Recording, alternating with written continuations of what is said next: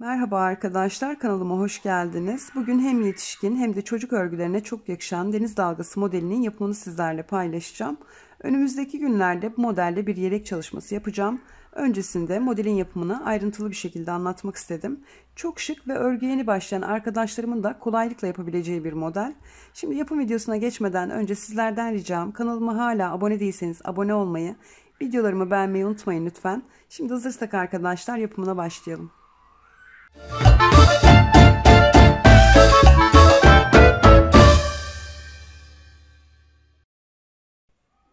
Model 4 sıradan oluşuyor. Şişime ilmeklerimi attım. Şimdi sıra başındaki ve sıra sonundaki 3 ilmeğimi haroşa olarak öreceğim.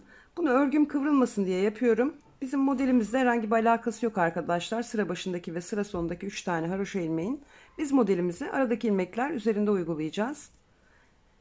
Şimdi birinci sıramızda kenar ilmeklerimizden hemen sonraki model ilmeğimizi düz olarak örüyoruz. Bir doluyoruz. 2 ilmeğimizi ters olarak örüyoruz.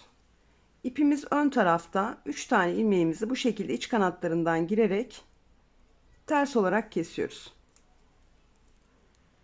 Tekrar 2 tane ilmeğimizi ters olarak örüyoruz ve bir dolama yapıyoruz. Şimdi yine aynı şekilde devam edeceğiz. Dolamalarımız açılmasın yalnız, buna dikkat edelim arkadaşlar. Şimdi yine kenar ilmeklerinden sonra biliyorsunuz bir tane düzle başlamıştık. Bir tane düz örüyorum. Bir doluyorum. 2 ilmeğimi ters olarak örüyorum. İpim kendimden tarafta, 3 ilmeğimi iç kanatlarından girerek ters olarak kesiyorum. Tekrar 2 ilmeğimi ters olarak örüyorum ve bir dolama yapıyorum. Şimdi yine aynı şekilde dolamamdan sonra bir tane ilmeğimi düz olarak örüyorum. Bir dolama yapıyorum. 2 ilmeğimi ters olarak örüyorum. İpim kendimden tarafta, 3 ilmeğimi bu şekilde iç kanatlarından girerek ters olarak kesiyorum. 2 ilmeğimi ters olarak örüyorum. Bir dolama yapıyorum. Ve sondaki ilmeğimi yine düz olarak örüyorum. Kenar ilmeğim var 3 tane. Haroşa olarak örüyorum.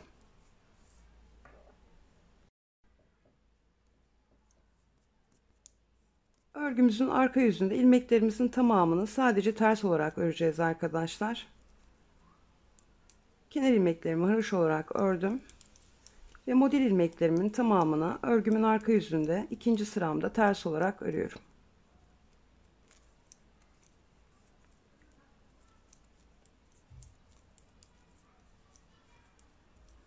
Sıramızı bu şekilde tamamlayalım.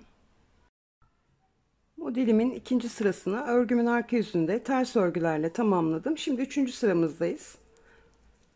Ön yüzümüzde yine baştaki ve sondaki 3 ilmeğimizi haroşa, aradaki ilmeklerimizin tamamını düz olarak öreceğiz. Gerçekten çok kolay arkadaşlar.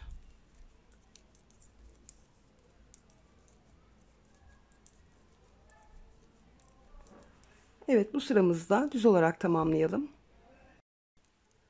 Modelimin 3. sırasını örgümün ön yüzünde düz örgülerle tamamladım. Şimdi 4. yani son sıramdayım.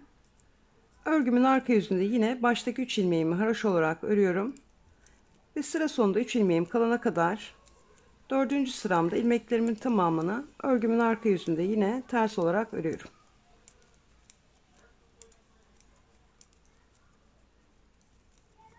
Sıramızı bu şekilde tamamlayalım.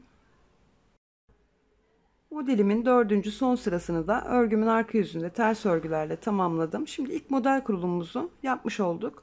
Şimdi yine aynı şekilde birinci sıradan 4. sıraya kadar yaptıklarımızı tekrarlayarak ikinci kez aynı model çalışmasını yapacağız. Ve bu şekilde de devam edeceğiz arkadaşlar. Bir kez daha birlikte yapalım. Kenar ilmeklerimi düz olarak ördüm. Modelimin birinci sırasında ilk ilmeğimi düz olarak örüyorum. Bir doluyorum. 2 ilmeğimi ters olarak örüyorum. İpim kendimden tarafta, 3 tane ilmeğimi bu şekilde ön kanatlarından giriyorum ve ters olarak kesiyorum. 2 tane ilmeğimi ters olarak örüyorum ve bir dolama yapıyorum. Şimdi tekrar bir tane ilmeğimi düz örüyorum. Bir doluyorum. 2 ilmeğimi ters olarak örüyorum. ipim kendimden tarafta 3 tane ilmeğimi bu şekilde ön kanatlarından girerek ters olarak kesiyorum. 2 ilmeğimi ters olarak örüyorum ve bir dolama yapıyorum. Şimdi yine baştan ilk ilmeğimi düz olarak örüyorum, bir doluyorum, 2 ilmeğimi ters olarak örüyorum, ipim kendimden tarafta 3 ilmeğimi birlikte alarak kesiyorum. 2 ilmeğimi ters olarak örüyorum, bir doluyorum ve 1 ilmeğimi düz olarak örüyorum. Sıra sonundaki 3 ilmeğimi haroşa olarak örüyorum. Modelimizin birinci sıralarını örgümüzün ön yüzünde bu şekilde tamamlayacağız. İkinci sıramızda yine kenardaki ilmeklerimizi haroşa olarak örüyoruz.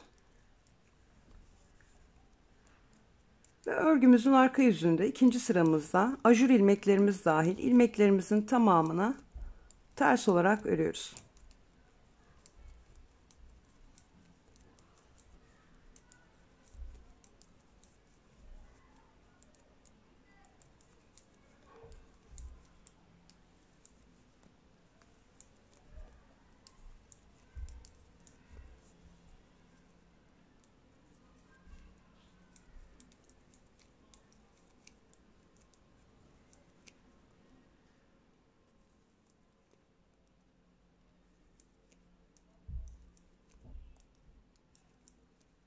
Sıra sonunda 3 ilmeğim kaldı. Haroşa olarak örüyorum. Modelimizin ikinci sıralarını örgümüzün arka yüzünde ters örgülerle tamamlayacağız. Üçüncü sıramızda da yine ön yüzümüzde kenar ilmeklerimizi haroşa, aradaki ilmeklerimizin tamamını düz olarak öreceğiz. Kenardaki 3 ilmeğimi haroşa olarak ördüm. Ve sıra sonunda 3 ilmeğim kalana kadar örgümün ön yüzünde 3. model sıramda ilmeklerimin tamamını düz olarak örüyorum.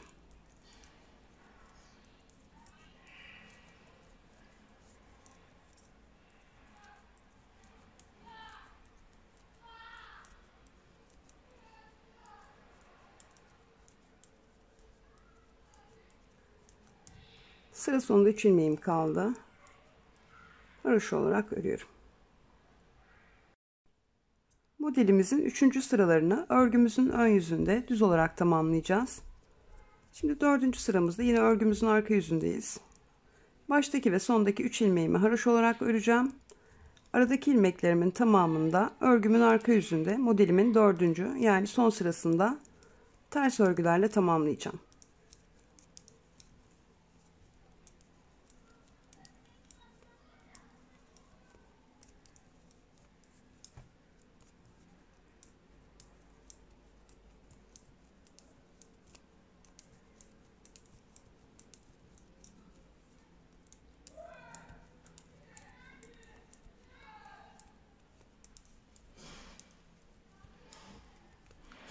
Sıra sonundaki 3 ilmeğimi haroşa olarak örüyorum.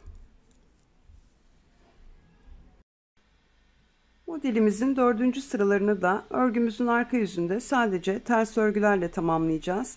Gördüğünüz gibi arkadaşlar oldukça kolay bir model. 4 sırada bir aynı işlemleri tekrarlayarak ilerliyoruz.